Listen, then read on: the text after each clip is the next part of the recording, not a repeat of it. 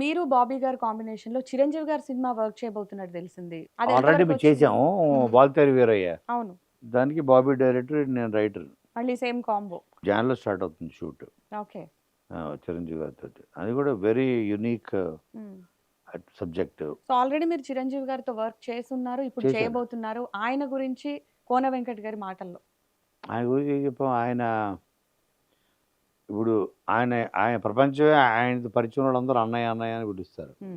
అలా మన ఇంట్లో మీ ఒక ఇద్దరికి ఒక ఉన్న ర్యాప్.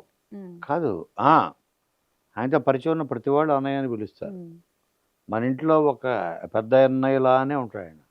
ఆయన సలహాలు ఆ వెంకట్ ఇచ్చేయి, ఇచ్చేయద్దు, ఆయన చెప్పేవి చాలా వాల్యుబుల్ ప్రతి మాట. సో ఆయన ఏమంటారు, ఆయన ఒక ఇది టెక్స్ట్ బుక్. ఒక మనిషి అట్టడుగు స్థాయి నుంచి ఈరోజు ఒక మెగాస్టార్ అంతకు మించి ఆయన ఈ ప్రతి తెలుగువాడు గర్వించదగ్గ రేంజ్కి వెళ్ళాడు అంటే అట్టడుగు స్థాయి నుంచి. దానికి కారణం ఏంటంటే ఆయనలో ఉన్న క్యారెక్టర్, వ్యక్తిత్వం.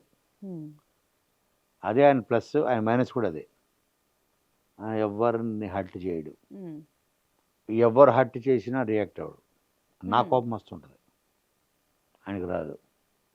ఎవరినన్నా క్షమించేస్తుంటాడు. అది నాకు అసలు నచ్చదు. అదేంటనే అన్ని మాటలు పోనీ చాలా నేర్చుకోవాలి ఈయన దగ్గర.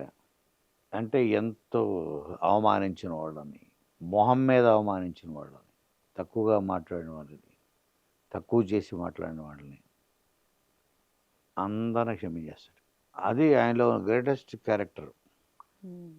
ఎప్పుడు కూడా ఆయన ఏం ఫీల్ అవుతున్నాడు లోపల అన్నది ఎవ్వరికి ఆయన ఎక్స్పోజ్ అవ్వడు, అవుట్ బస్ట్ అవ్వడు. అది మన వీక్నెస్. అది మన లోపల ఏం ఫీల్ అవుతున్నామో మనం అవతలకి తెలిసిపోతే అవుట్ బస్ట్ అయిపోయి అరిచేసి కేకలు పెట్టి, అది మన వీక్నెస్ అనమాట. ఆయన చిన్న స్మైల్ తోటి ఆయన మన చాలా ఎక్కువ ఫీల్ అయి ఉండొచ్చు, లోపల ఎంత లావా మనకు పొంగినా అర్థం కాదు. బయటికి తెలియకుండా ఏదో రోజు వాడే తెలుసుకుంటాడు అనుకుంటాడు.